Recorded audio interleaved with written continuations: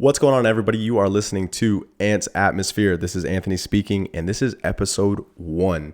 Thanks for listening, guys. Thanks for checking us out. This podcast is going to be all 4 artists in the DFW area. Me and Ryan came up with it, sitting down, interviewing them, getting their music out there, getting them on a platform to, I feel like once you learn a little bit more about an artist, you can connect to their music more. So that's kind of what I'm hoping to do with this. And this is episode 1. We sat down with Zayland and Dez. Zayland is a hip-hop artist out of Dallas. His first full-length project, From Texas with Love, just came out, and we're actually going to hear one of the singles called Not the Same. Let's dive into it. I got a taste for the finer things. Baby, worth it, we gon' turn up the play. Baby, bout it, we gon' run up the place. Never violent, but I got a bad taste. She wanna ring like Joanna, man.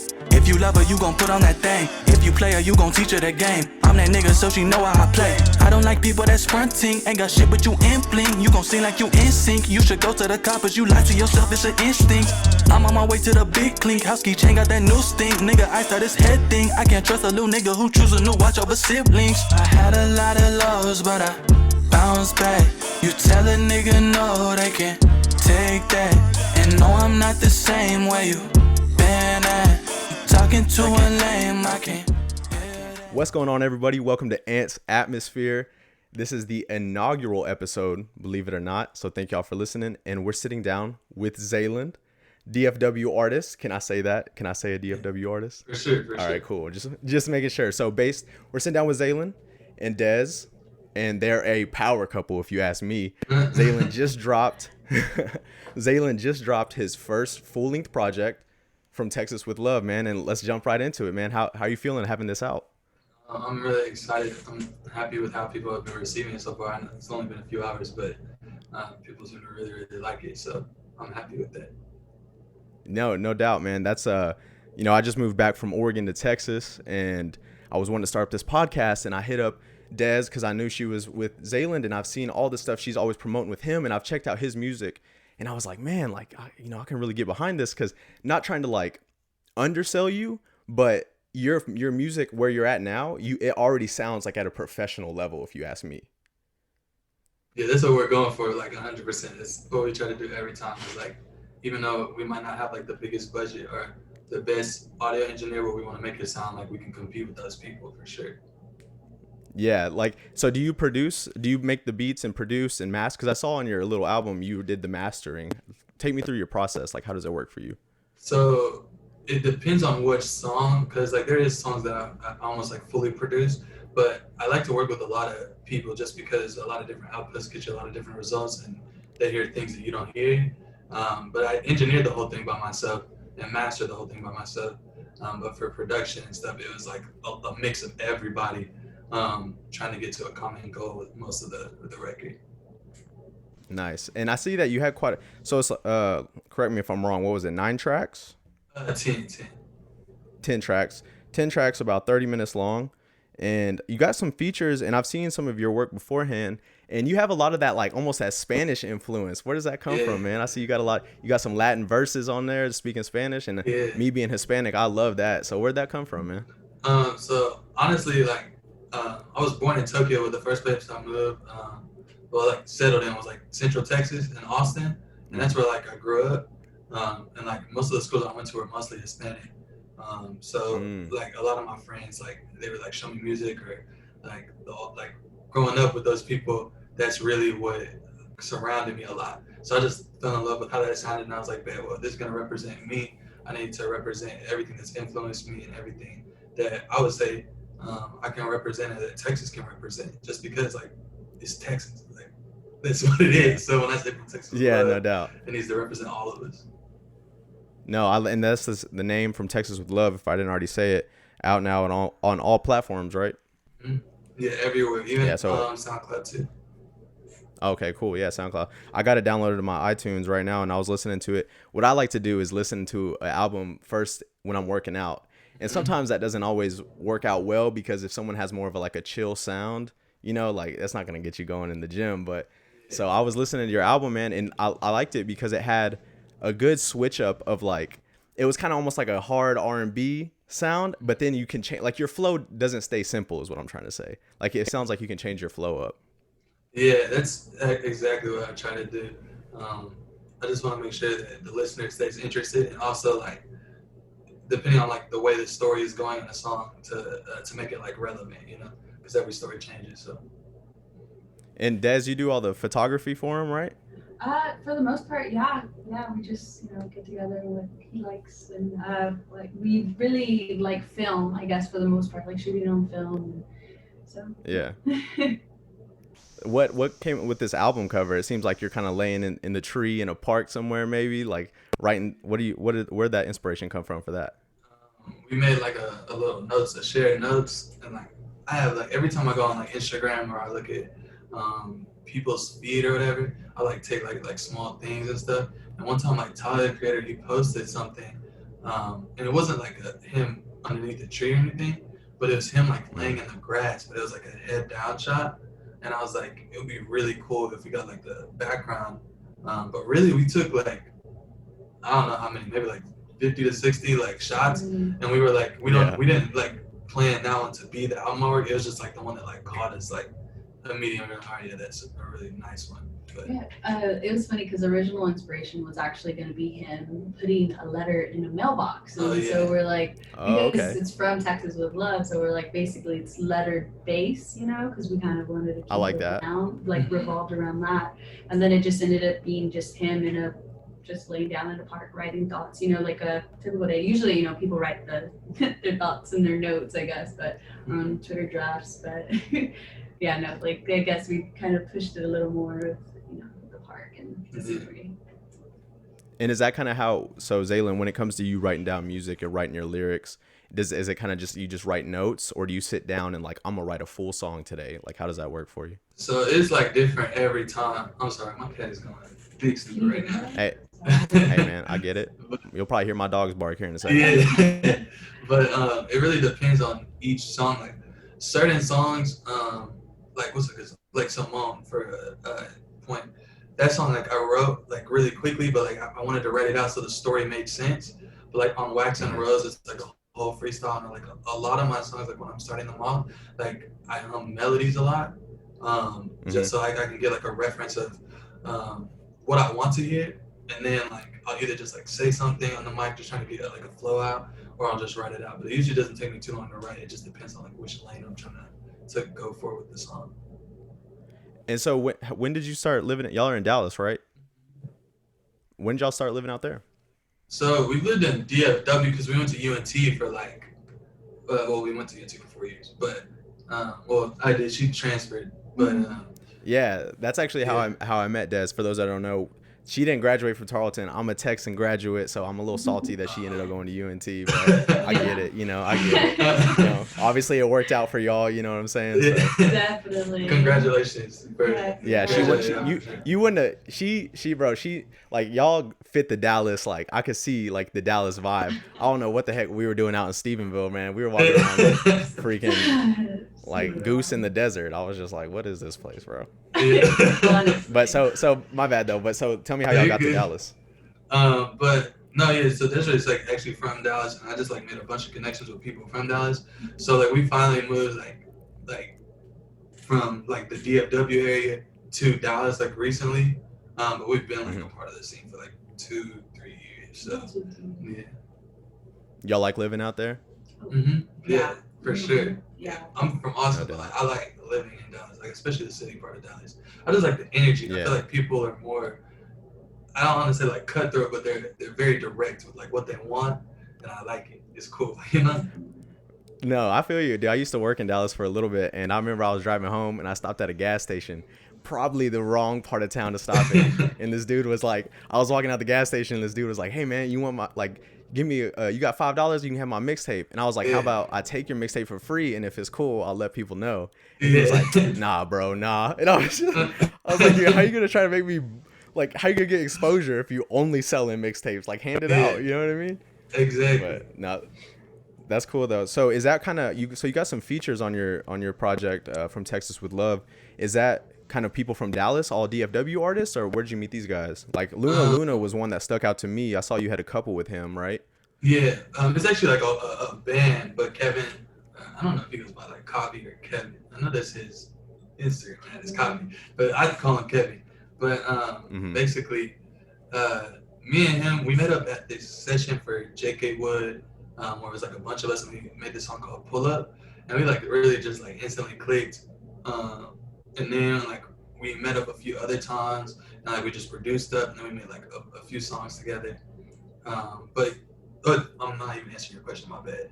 So no, there's a bunch of artists that are from the DFW area, but there's a bunch of artists that are not. Like Frito Gang is from San Antonio. Randy Class is actually from New York. He's the only person that's not from Texas on the project. Oh, really? Yeah. That's why like even though I don't know like too much about Spanish, but I was told by like Joaquin like his Spanish is a little bit different from like the Texas Spanish. Yeah. Let's go. Like a little bit of different slang in it. Yeah. And that's like the reason why like some people might notice that. But other than him, everybody is from Texas. They're just from like different parts. So, like Tita and Mike Miller are from Austin. But yeah, it just depends on. So do you just kind of hit him up and you're like, hey man, like I'm getting this song, send me a verse. Like how did you, like the dude out in New York, how'd you link up with him? So actually Lars, like I produced 500 Degrees and Lars co-produced that song, and we're like really close friends. He's produced for like he's produced with K Tronada and like a bunch of other like big artists. But basically like I showed him the song and I was like, bro, like I really want somebody to speak Spanish on like the whole verse because I feel like the beat feels like that, you know? And he was playing me this one dude on his Instagram feed that he worked with before the quarantine was over, and it was Randy when he was in New York. I was like, oh my God, this guy's voice is crazy. So like he hit him up, he really liked the song, and then that was it. But like that and Frito Gang are the only two that weren't made like in a studio, like actually like together. Because most of the music was already made, like just off of a vibe, and then we just came back and like finished it up. But yeah, those are the only two. That's cool, man. There was one song, I want to say it was Floating, Spike Chester, and it had another guy on it, right? Yeah, Debbie Stones. Yeah, so those two, I like the way all three of y'all on that one really came back and forth, like cutting in. And one of y'all would rap for like a couple, 1 or 2 bars, and the next one would finish it all. That one really stuck out to me. Yeah, the studio session for that was really fun, high energy. So what are your studio sessions kind of like? Is it just kind of more chill, more mellow, or y'all try to get hype in there? Yeah, so it just depends on like the artist, but usually it's like a mix of everybody's emotions, and I think that's what makes the songs really cool because everybody's like so totally different from each other, and then like when you put us all together, like I think it makes something better. But yeah, it's definitely usually a lot of high energy, but also like a lot of seriousness. Like we don't really do too much like goofing around or anything like that. Like we're really serious about making the best product we can. Yeah, like y'all got a job to do in there at the end of the day. Exactly. That's cool. Is there ever a time where you're like, man, you got to get back in the booth? That was trash. Like that was garbage. Like maybe even to yourself. No, me definitely. Like this is my first full-length project, but I think I have maybe like 200 to 300 songs, and like that's like the reason why is like I hold myself to such a high standard of like what I want people to hear, that it's like even if it's just good, I send out songs and people are like, bro, this has to come out, blah blah blah. But it's like to me, it's like it just doesn't hit me the same way. And I feel like this project, at least from the feedback, it seems like people felt the same way. Like every song meant something. So yeah, that's good. Every song meant something. That's kind of how I feel when it comes to podcasting. Like I don't want to just put out anything. You know what I mean? I want it to be cool. I want it to sound good. I want it to feel real. Because do you ever get the vibe? I'm sure you get it as an artist. And Des, maybe you feel the same way because I know you're really into photography and videography and things like that nature. As someone like myself who's trying to be a podcaster, you kind of get that people look at you when you're like, hey, check out my work. They kind of almost, when you're up and coming, you get a lot of those like, he's just trying to be this, or she's just trying to be this. So you hold yourself to that standard, and it kind of puts you at the next level is I guess what I'm trying to say. Exactly. Yeah. Do you ever get that feeling kind of like you're getting looked down as like, or looked down upon as like a up and coming artist? Yeah, it's literally what the first song "Forgot Who I Was" is about. Like, literally, like that's also the reason why I wanted to state that at the very front of the album too. Just because I was like, I feel like everybody's like looking down and forgetting about me, but at the same time, that just means I haven't worked hard enough to make it be like I forgot what the saying was, but it was something like, as long as you like work like super hard, basically your work will speak for itself. So they'll have to, like, no matter how many times they ignored you, even though they knew it was like really dope, like you'll make it so they have to like recognize you and say, oh, this is really good, and like actually finally say something. And but also at the same time, like with that song, I'm sorry, like my songs are really me expressing my emotions. So that song is literally like going through that, and then also on the flip side being like, no matter what anybody says, I like trust myself and I know what I'm like worth and what I envision myself as. So once I get to that point, y'all will realize it too. But for now, I'm gonna be happy with me, because if not, I'll just always be going crazy. I feel you. Des, do you feel that same way with your like videography work, kind of? Definitely. I mean, it took me a while to even admit that I was a videographer for a while, because I didn't have any workouts. So it was like kind of even hard to say, you know, it was like at that point where like you're in the beginning of everything and you want to be proud of yourself, but it's kind of like, how can I be proud of it? Like, it was just a lot of, I guess, realizing your own self-worth. I feel like this entire process is like, once you realize like what you're worthy of and how to really express that, it just goes up from there. So yeah, it's pretty, now it's like, oh yeah, I'm a videographer. It's great. No, I feel the same way. Yeah, no doubt. That's cool. And it's cool that when you can say that, because it just takes you to that next mentality set of like, okay, I am this. That's like people will ask me, I'm moving home, and they're like, oh, so what are you going to do now that you move back? And I'm like, I'm going to start a podcast, you know, like, but like, I don't want to sound cheesy, but yeah, I'm being for real. But at the same time, you have to like, I'm sure for a while, Zay, for you, it was like, oh, I'm going to be a rapper. And people were like, oh, sure. You're like, okay, you know. Literally, exactly that. Would you define yourself as a rapper, or would you say artist? Like, or do you think like, nah, I'm a rapper?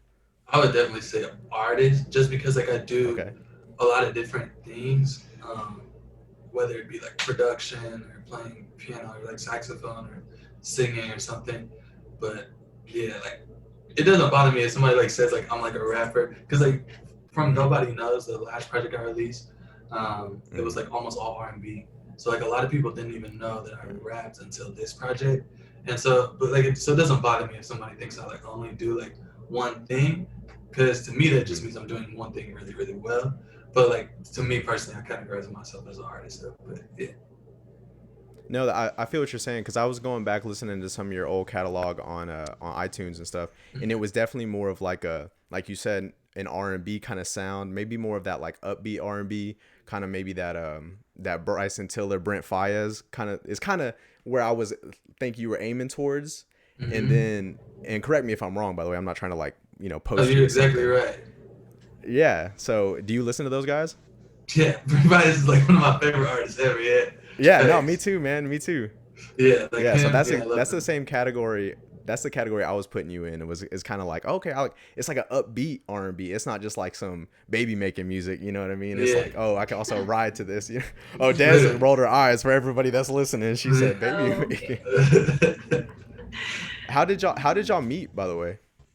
In class. Yeah. We were in class together, and then we got put in a group project together. And then what was our team name? Team Peaches, I think. Team Peaches. Peaches. So no. yeah, we were just stuck with each other for the rest of the semester, and yeah, here we are. Which one of y'all was like the kid that did everything in the group, and then the other one was the kid that took all the credit? Which one was that? Oh my god, I did a lot of writing, but it wasn't the best. So like it was good to at least turn in my writing, and like they fix it up, I guess. So I mean, but it was all equal. Yeah, it was definitely a group effort, because we had a bunch of people in the group. So it was like, it was like 4 people. So yeah, we all kind of had to pitch in, also because like that was your only grade. It was like your group work, which was. So what did y'all go to school for at UNT? What did y'all end up getting y'all's degrees in? Media arts, that's my major, and then my minor is marketing. And then I'm just marketing. Okay. Did you see yourself when you went into college, Zayland, as like a business? You were like, I'm gonna go as a businessman, or did you always know like I wanted to be an artist in the back of my head? I always know I wanted to be an artist. I only went to, this is gonna sound bad, but I only went to school for my parents. But I mean, they were in the military, so they also had the GI Bill, so it was like free. So I was like, I'm not gonna. Oh, my dad was a veteran too, man. So yeah, I feel that. Literally, I was like, I'm not gonna waste a free degree. I'm gonna at least get one, and then because you never know, I might use it. Because I'm in marketing. You always need marketing, so. Oh, for sure. Yeah, and then that kind of, translate into you can sell yourself, sell your projects. Because going back to me seeing y'all stuff, and it doesn't look mediocre. It doesn't look mediocre or like up and coming. It looks like professional. Because I was looking at some of your videos on YouTube, and Des, I don't know if you had a hand in those or not yet, but they look like. Yeah. Well, the ones for this project, yeah, but not the ones before, yeah. Okay. Because they look like real music. You know what I'm saying? Like, I'm not trying to say you're not a real artist, but they look like some stuff that would have came on MTV back in the day. You know what I mean? Exactly. Like, exactly. I was just like, dang, who does he know? Where is he getting these suits? And like, dang, he's on top of Scotch. Rolling Stone. Yeah, Rolling Stone. Yeah. Shout out Emmanuel on the line. Those are the ones that creative directed and shot the whole thing. It was crazy. Yeah, they're basing that. No, they look. Yeah, they look great. That was cool. So what's life like during quarantine been like for y'all? Because obviously, so for those that are listening, we're doing this via Zoom just to be safe. And also y'all are out in Dallas. I'm in Fort Worth. It cuts on a drive for all of us. So how's life during quarantine been? It's been pretty good. I mean, I work from home, so it's pretty good. And then he only works like 3 days a week. So I have a good amount of time with him. And then I have my weekends to myself. So it's really good. I feel like personally, it's been okay. At first it's like it's a little hard, but. Yeah, literally, like, I think because like I have my studio and everything, so quarantine for me has been good. I think for both of us it's been good because we got to actually like buckle down. I don't think we would have been able to get this much workout like if it wasn't for quarantine. The amount of visual work, like submissions and like things we were just going through for this project, I don't think it would have been as good. Even some of the features like the Tito one and the Your Sheet song. I feel like if we weren't in quarantine, that might have never even came together. Because that was like one of the last songs we made. Same with 500 Degrees. So has it played? Go ahead. Oh, I was like, no. Plus we're like homebody, so it was like, it's like we go out, but I guess not really. Yeah. So it just saves us trouble from hurting friends' feelings. Yeah, no doubt. It saves you money and keeps you out of trouble not going out. Exactly. No doubt. No. So has it? I mean, like you said, it kind of helped you get your work done, but has it kind of hindered? Do you feel like you're not as creative because you're locked in home more, or is that good for you when it comes to making music? It depends. Like honestly, lately I don't think I've made. I think like I usually make a song like once every 2 days, like or like sometimes once a day, if not more. Like I really like to make stuff or at least write something. I haven't made anything in like 3 weeks. Doing that. Get here real quick. Kind of deep. That cat's hungry. No. Yeah, homie is tripping. But y'all just kind of decompressing though. Yeah, I don't know if it's because I'm like just so focused on the project itself. But yeah, I haven't made anything in a while. So, but I don't think it's hindering me so far. But I haven't really got to feel it out enough yet. Okay, I feel that. What was I gonna say? I like that what we were talking about earlier when it comes from like you had all these features. When it comes to like picking the name of your song, how does that work? Because I'm a music lover and I always think about like when did they decide to name it this? You know what I mean? So is it something you said in the song or is it you come out with a pre-designed like? So for most of the songs, it's something I say or like something I meant because Dior Sheets is technically a story based off of Rolling Stones. When I said like, I need all Dior black on black or Rolling Stone, and then like this song was also that plus we're watching like a bunch of mob movies like Scarface and what was the other one, Goodfellas one week. And Goodfellas is the GOAT, brother. Yeah, I remember like GOAT. How that felt, that like high class but like still gritty, and I was like, we should do that same thing on this, and that's why I called it Dior Sheets before I even wrote the song. And then when I wrote the song, like I incorporated that one, but most of them are just things that are in the song already. Would you say you have a favorite song off this project? Yeah, my favorite song was Wax and Rose, like personally, the Wax and Rose freestyle. But it's just because like what I'm saying on there, I feel like really means a lot and it represents who I am. But also like I'm still talking my shit and I'm still like saying like things that I feel. But yeah, I think that's my personal favorite one. And that was a freestyle, like you just went in the booth, nothing written down. You just yeah, literally. I never wrote anything on that song. Like I was just because I record myself, so I just like recorded until I couldn't think of anything anymore, and then I'd stop and like listen, and then I'll just do it back and forth until I got it all done. Oh, okay. See, that's one thing that when it comes to artists or like our rappers for sure is they come on shows or radio shows and they're like, all right, I'm a freestyle, or they get like talked into freestyling. But some people, bro, are just not meant to freestyle. And like, I feel like that's okay. If you can't freestyle, you can't freestyle, you know? Literally. Yeah. I think I'm a very prepared person. So I would never go on there and say it's time to freestyle without me being ready to freestyle. But like, yeah, that's not my thing. Like, I'm not like I couldn't do that. Like just off the dome like that. That would not be me. I'd be looking stupid. Yeah, I'd be like, yo, type the bed. You gotta help the bed. That'd be hilarious.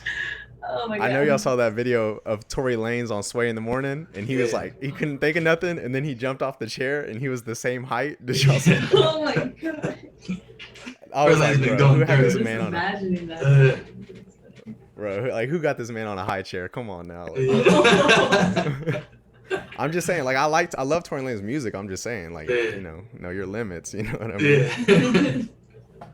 So what, man, like, let me ask, when did you think, like, obviously in the back of your head is I wanted to be an artist, but growing up, did you hear music and you were like, I want to make that, or how was it?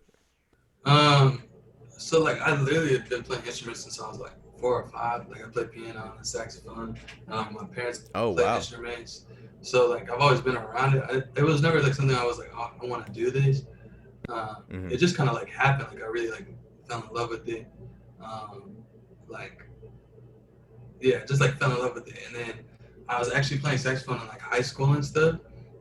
In the band? Yeah, in the band. And I was like really good. I actually had a scholarship opportunity for UNT before I came to UNT in my junior year.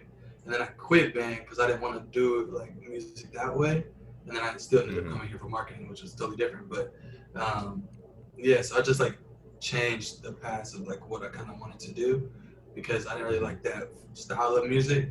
But also like in my future, I don't really see myself just doing music. I think I'm gonna try to branch out and do some more heavy lifting things that are also better benefiting, which includes like real estate and certain things that we can get into. But yeah, like that's another reason why I like that song Wax and Rose, because I talk about some of the things that I like to do. You don't want to pigeonhole yourself and just stick to one thing. Exactly. Yeah, no doubt. What kind of artists are you listening to right now? What like kind of, or not even necessarily artists you're listening to, but what gives you inspiration, and what do you think fires you up the most to get in the booth or write a song? Really, like, so it's always gonna be Drake. I listen to Drake like every day. I like Drake a lot, but other than him, I listen to like actually a lot of like alternative music a lot. Just because. Oh, really? Like what? Like what bands? Yeah, so I listen to like Tame Impala, but like lately it's been like Fleetwood Mac a lot.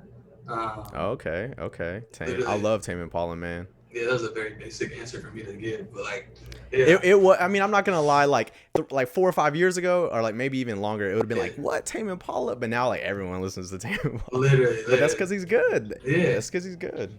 Yeah, Mr. Parker is very good. But yeah, no doubt. Shout out Kevin Parker. Hopefully one day we can all sit down and do a podcast. You know what I mean? Exactly. But there's like a lot of different, because growing up in Austin, like I listened to like a lot of actually like rock and alternative music a lot. And there's a band, it's gonna sound crazy, but it's Avenged Sevenfold. Avenged Sevenfold. Yeah, I've heard of them. They're like a heavy metal band, but the riffs and the melodies that they do are supernatural. Like, it's fucking crazy. And so like I like listen to like things like that, things that stick out to me, and then I like put it into something like in my own way, into something. But yeah, that's what I'm listening to. So you being like obviously growing up playing instruments and then being in high school band, for you, so you can actually like read sheet music and you can break down. See, I find that so fascinating. Did it come easy to you to do all that? I don't remember, since I've been doing this since I was like 4 or 5. Right. But yeah, it's not like super difficult. At least like to read the sheet music. That's not too difficult, depending on how hard the piece is, of course. But yeah. So when do you really construct your music when you're making it? Like, okay, my melody sounds like this, or like do you just kind of like try and build something? So like when I'm making beats and stuff, I try to structure them so they all have like a certain flow point. But I think like most people do that as well. But really, it's more of like if somebody like sends me something, I really don't like listening to songs like beats too long before writing to them because I feel like it'll make me like run out of like the initial juice that I get. Like when I first hear something, I'm like, oh shit, that knocks, you know? Like what that first sound I hear in my head, I want to get out without listening to it too much. Nice. So you said Drake. You got to tell me when he starts doing these different languages though and these different accents, does that? I don't know. That kind of comes off as a little. I love Drake, but it comes off as a little corny almost when he starts doing these different like accents and stuff. Yeah, I haven't been the biggest fan of the London, especially the drill accent. It's not my. Yeah, it's kind of. Yeah, it's not really working for me. But the other ones, no, because I didn't like the one he did with Bad Bunny either. But like the Caribbean ones, they were kind of fire. I'm not gonna lie. The one dance, you know, the controller. Yeah. Oh, bro, he's Drake for a reason. Like I'm not saying he's trash. I'm just saying like like he's Drake. He's Drake. You know? Yeah. Yeah. No, you're right. But I agree with you. Like the London accent and then the Spanish one, I didn't really like, but some of them are okay. To me. What you think? Yeah. Okay. Dad's like, yeah, what are you talking about? I love Drake. She actually saw Drake. She made me mad as hell. She was at the Kelly Uchis concert when he was up at the. Did you hear about Kelly that? Uchis, what? Yeah, she was at the concert and looked up and saw Drake on the stage. I was like, oh. No.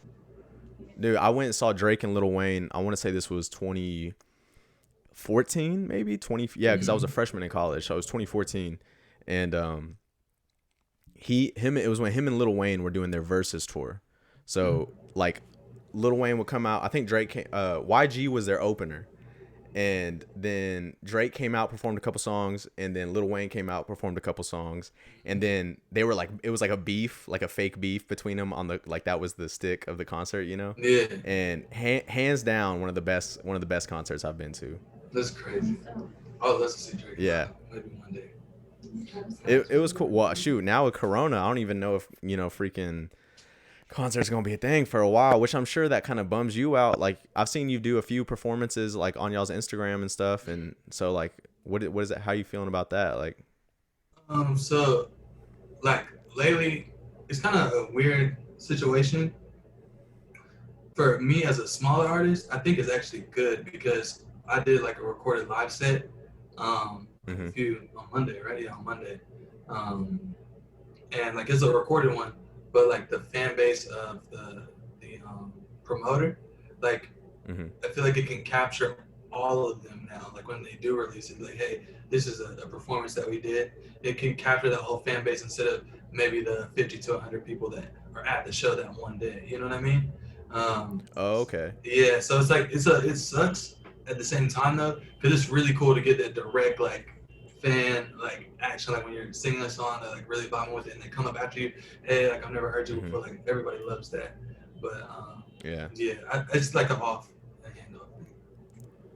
So when like some of this live performance you recorded, is it out yet? Is it like able to view, or is it gonna be out soon? Or yeah, it should be out pretty soon.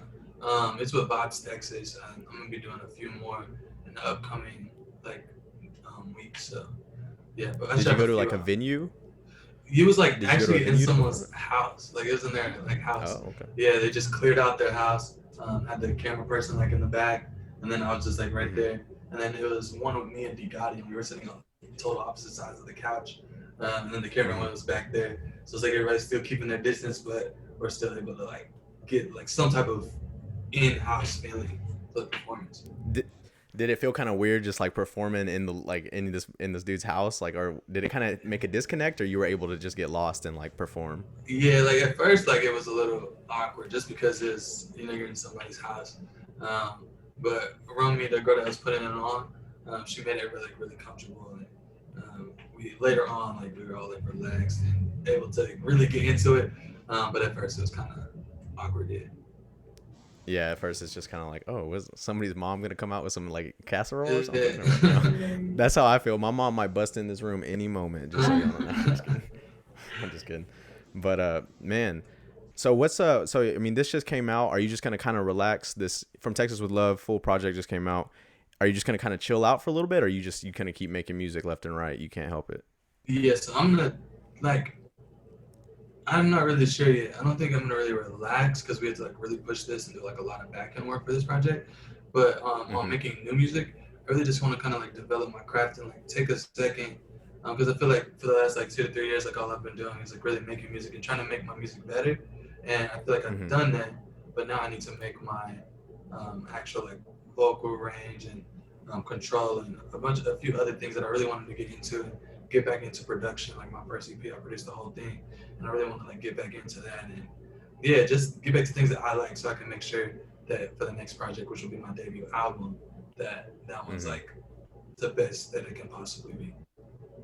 Did it take you a while to kind of find that voice of yours? Because nobody sounds the same as when they talk and versus when they sing or rap or whatever. Did it take you a while to kind of find that, or how'd that process go for you? So really, like, I don't even like. It's not like I was like trying to go for like a certain like voice or anything. I think it was more just like when I was like hearing how I wanted, like, if I didn't know another artist and I like produced a song, and I was like, if there was another artist here, how would I want them to sound on this? And I was like, that's what I was just like in my head, like, all right, best, let me do that my way. And then that's just kind of how my voice usually comes out over tracks. Nice. Well, man, I gotta say, I really enjoyed it. I listened to it twice during my workout because I've been going on these crazy bike rides in this crazy ass Texas heat. I don't know what the hell's wrong with me, but it makes me like get lost in in what I'm listening to, and I was able to do that with your project, man. I don't want to say album because you're gonna have an album coming out soon, or hopefully in the near future, right? But no, man, I gotta say, I think Forgot Who I Was maybe right off the top, I think right off the top you came in a little harder and it kind of just drew me in. Yeah, that's what I was hoping to do. Literally, Joaquin, when we were planning out the track list, I was like, we didn't have a track list for like the week before we turned it in. We were like freaking out. And then I was like, we need to do this one first because it hits immediately and it sets the tone for everything. Yeah, no doubt. So when it comes to like, I feel like a lot of people, when they're trying to become an artist or have some type of project they're working on, their social media influences that so much because like that's where you're going to market it a lot of the time for up and coming musicians or even just full-fledged artists at this point. It's all about social media. Look, does that kind of really play into your daily process of like, oh, this will be a cool Instagram pic or like how I dress or anything like that? Yeah, that's why I have this one for. She be helping me out with all of that because like that's what she does. She's like a photographer, videographer, creative, right, overall creative person. So like we'll plan out the shoots, and like when we're planning them, we'll plan them for like when we're posting them on Instagram or how they might look on a YouTube screen or things like that, because that is, especially right now since you can't go anywhere, I can't perform. So that's my only means of getting new fans. So I have to make sure that my like social medias look better than anybody else's, like, and as best as we can. Well, y'all's little snippets of like when y'all are promoting it, because it was kind of throwing me off. I'm glad this project came out because we're recording this on Friday and this project just came out overnight. And like you were putting out these singles like left and right, and because I had hit y'all up a couple of weeks ago, and you were putting out these singles left and right, and I was like, man, he's gotta have something coming out. Yeah, that was actually the point. Like, we had like a little meeting, me, Desiree, and Joaquin, and we were like, bro, like, my birthday is July 22nd. I'm turning 22 on the 22nd, on the same day I was born. Happy belated birthday. Thank you. But we were like, we need to run July. So the first, second, third week are all singles, and the fourth week of July, we're going to release an album or a project. And so that was like the plan there. It was to hit them like a lot so we can gain as many fans in a short period of time and keep their attention span for the project. Yeah, and the hottest one would be the latest. Yeah, the best one to us, we thought was St. Thomas. We thought that was going to be the one that like really took off, which it really is. Yeah. So that's why it was the last one before the project. Has it been kind of, so putting this out, obviously it's only been out for, I mean, not even 24 hours or maybe just about 24 hours at this point, from the time we're recording this, but is it almost discouraging putting out, because I know I get a little iffy when I put out a new podcast or something like that. Is it almost kind of, do you get discouraged a little bit, or are you're like, nah, this is going to be it? Like, no, I have like terrible anxiety, and I'll be going through it, like, for real, like, and it's crazy because even though like I'm on this like growth path, and like things that I used to dream of like years ago, like, oh my gosh, like I would be crazy if I had 1,000 Spotify monthly listeners, and now I have Yeah. 9,000. And it's like, I used to dream of that when I had like 20, you know? But it's like, when I'm in the moment, I'm like, dang, it's not enough. You know, you're comparing yourself to everybody else. And it's like, I guess like, you really just got to stay focused and on your own path. But yeah, I do get discouraged, but I've just been lately realizing to just look at the good things and the things that we do have, you know? So is that kind of how you, when you feel those anxious, because I get really anxious too, man. I was getting anxious before this podcast, to be honest with you. Yeah, we were Well, it's funny because like I said, going back to wanting to be professional and stuff, like I want this to be nice and real and everything. And I'm just like, bro, you're sitting down and having a conversation with some friends, like relax. Like, yeah. You're doing great. Okay, there you go. I was like, we're good. Nah, for sure. And but so like, what kind of steps do both of y'all take when it comes to dealing with that kind of anxious feeling, like, oh, we got a big project, or maybe say the workload even is getting heavy? What kind of things do y'all do to kind of relax? As long as I have like a majority, because you know, shooting, let's say like for music video, as long as I have my shots planned out, you know, it gets a little stressful if it's like last minute and you know you have to kind of wing things, but I feel like as long as I have my shots scheduled or you know on cue and everything's pretty much in order before I go in, I can kind of calm down, you know, because winging it's not a problem, but you know it's just more anxiety than usual. So I just feel like I always have to be prepared in order for me to really go in and shoot and envision, make my visions kind of possible. So yeah, for sure. Have that shot list ready. Yeah. Yeah, for me it's mostly like this is gonna sound crazy, but like lately there's like these seven things that Desiree sent me on Instagram, and it was like being like grateful and look at and like think of what you do want and not what it is, like not what's happening right now, but like what you want. So it's like just like daily affirmations. Is that how you said it? But yeah, something like that. Daily affirmations. Yeah. Yeah, of like what we're here for and like what the plan is and sticking to the plan and making sure you get into the next step by staying focused. I think that's what helps me out the most. And making music, because I can write out that emotion. Definitely. What point do you think you'll be able, and like you said earlier, you kind of compare yourself to where you are now. You don't think about, oh, I'm at 9,000 listeners. But what point do you think you'll kind of sit back and be like, whoa, like we're really killing it? What do you think that point will be for you? I think when we're at the point where we're making like livable wages off of music. Yeah. But even then, I don't think I'll be because like I'm always thinking of the next step. I'm like, I don't know if you're like a fan of Rick Ross or not, but he has like this book called Hurricane, and like in the book he was saying that he's sitting next to Jay-Z at like a BET award, and he's like realized he was like, if he stopped making an album right now, he would be screwed to go back to being like a dope boy or doing whatever he was doing before. But if Jay-Z stopped making an album, like whenever that time period was, Jay-Z would never have to work another day in his life. And I think that's like something that's stressful, you know. Even with like if you're doing a regular job, like if you're like a furniture salesman or something like that, and you're barely making it, like that's your thought all of the next time, like what am I gonna do if something bad happens? So I want to get to the point where I can live comfortably and like carefree of what the next day might bring. So Hurricane with Rick Ross, was that like an autobiography kind of deal? Yeah, it was. It's a really, really good book too. It's funny. Did you read Gucci Mane's?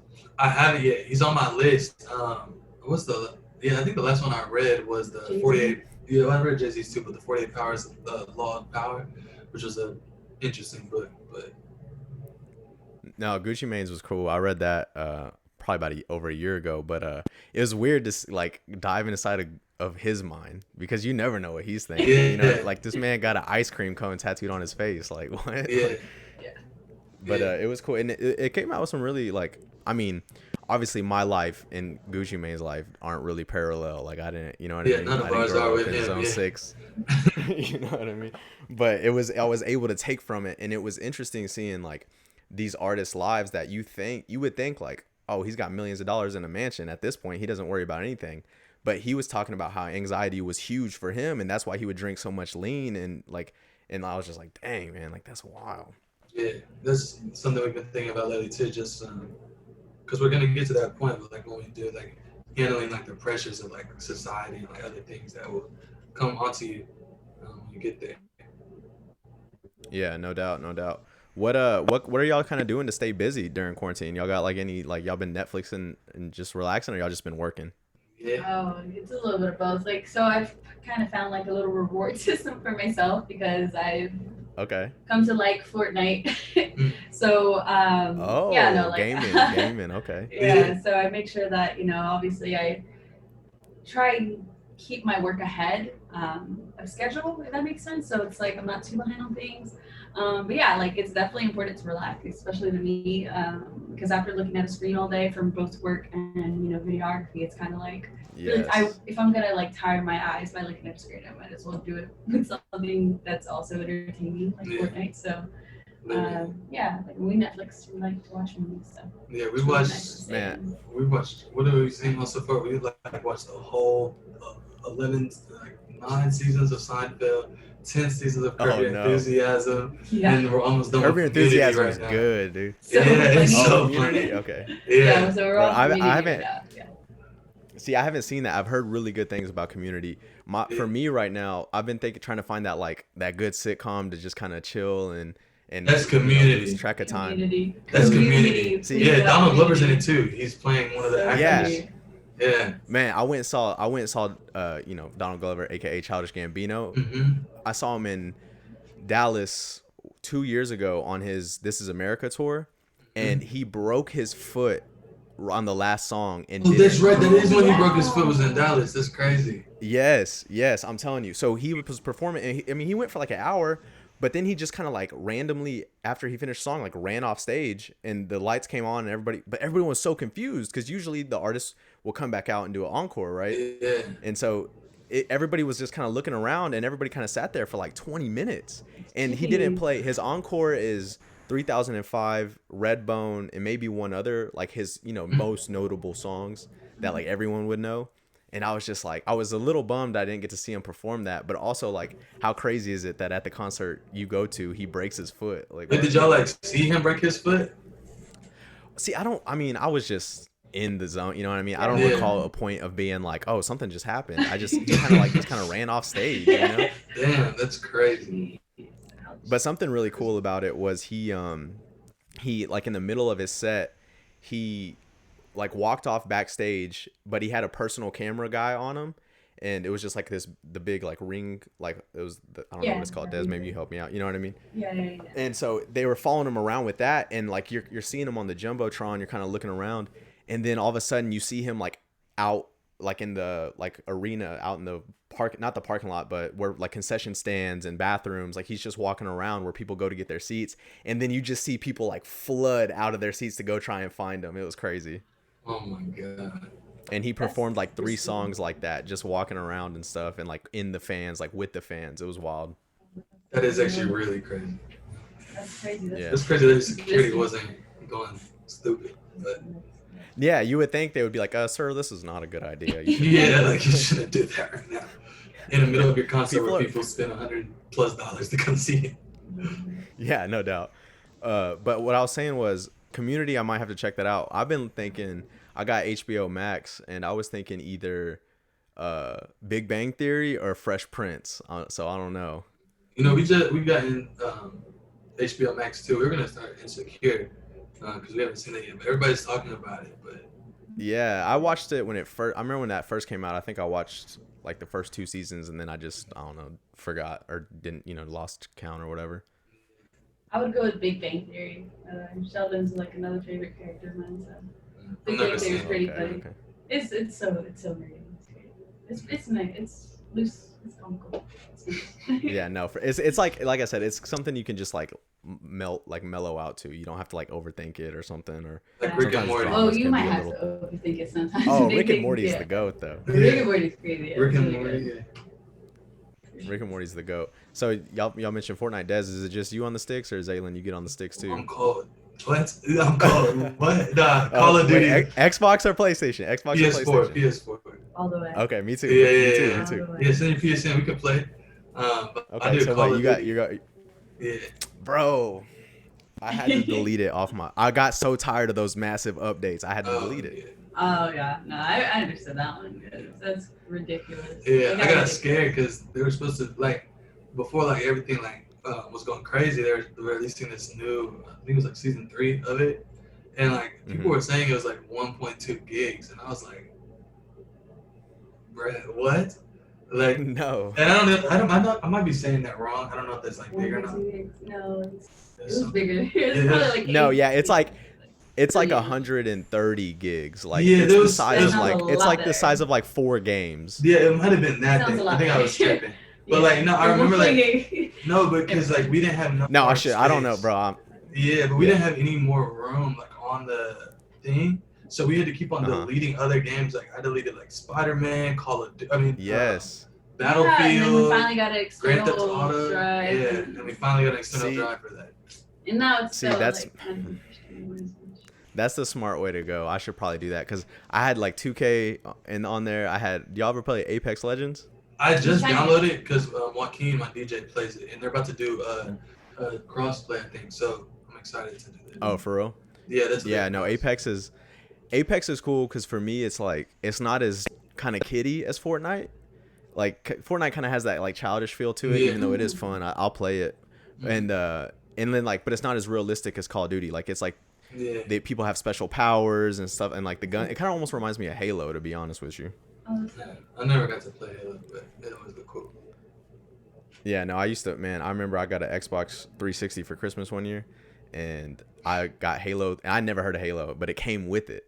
And I used to wake up, bro, before school to play, and then oh my god. Yeah, before school, that's how it is. 6 o'clock, 5 o'clock. My little brothers did that too, I'm telling actually. You. Yeah. That's dedication. That's crazy. Yeah.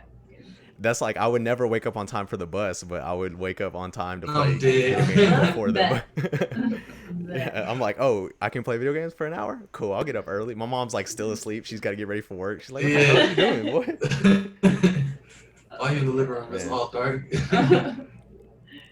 Yeah, no, but I feel you, man. So, all right, bro. Well, I mean, I think this has been a good little talk. You know, I appreciate y'all being on this again. This is my first episode. We're almost at about an hour here, which is kind of what I was hoping for, to be honest with you. You know, I'm being straight up with y'all and the listeners, hopefully, is just, you know, I just want to bring people on here and get y'all exposure, get this podcast exposure, and just have fun talks like we did just now. You know what I mean? Yeah, it was really nice talking. Yeah, it was really good. You're really talented, being a comfortable podcast person. No, don't do that to me. This is episode 1, bro. Y'all can't blow me up already. No, we've been serious, yeah. Because I've had a few interviews. They're kind of awkward sometimes. This one was actually relaxed. I liked it.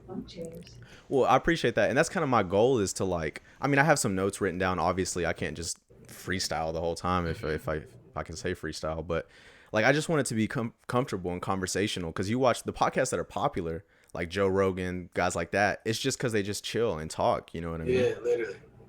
It's not like question 1, you know. Yeah, exactly. But no, I respect, man. Zayland Des, all right, from Texas with Love is out now on all streaming platforms. Anything else y'all want to promote? You want to get out there, bro? No, Zaylands.com to stream it. It'll take you to any of your streaming services, and then also Zaylands apps, and then you can find my app on his Instagram too. She's like, you don't have to say mine. It's fine. Like, yeah, y'all go follow her if you need any video needs. She's the coldest one in DFW. So. No doubt, DFW respect, and I'm glad y'all were able to be my first guest. It's been a blast. Thank you very much. Thanks for listening, guys. Thanks for checking out this episode. Make sure you follow us on social media, Ants Atmosphere, Instagram, Twitter. Also, check out our other podcast, the Cinema Roll Podcast. Find that everywhere you listen to your podcast, iTunes, Spotify. Check out Cinema Roll on Instagram and Twitter as well. If you know any artists, please send them my way. I'd love to talk to them. Love to give them a platform to give a shout out for their music. So thanks for listening, guys.